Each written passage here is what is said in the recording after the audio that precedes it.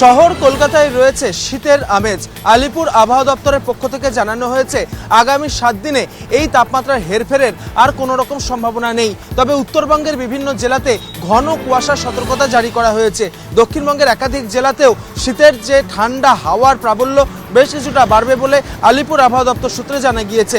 ইতিমধ্যেই দার্জিলিং, জলপাইগুড়ি, কোচবিহার এই সমস্ত জেলাগুলিতে ঘন কুয়াশার সতর্কতা যেরকম জারি করা হয়েছে, পাশাপাশি তুষারপাতের আশঙ্কাও কিন্তু করা হচ্ছে। ফলত এই ঘন কুয়াশার কারণে দৃশ্যমানতা অনেকটাই কমবে এবং সেই দিক থেকে দেখতে গেলে যে সমস্ত মধ্যবঙ্গে যে সমস্ত জেলাগুলি রয়েছে, পশ্চিমের যে সমস্ত জেলাগুলি রয়েছে, সেই সমস্ত জেলাগুলিতে এই শীতের আমেজ কিছুটা বাড়বে বলেই আলিপুর আবহাওয়া দপ্তরের পক্ষ থেকে একেবারে স্পষ্টত জানানো হয়েছে। তবে শহর কলকাতায় তাপমাত্রা হেরফেরের কোনো রকম সম্ভাবনা নেই বলেই আলিপুর আবহাওয়া দপ্তরের পক্ষ থেকে জানানো হচ্ছে।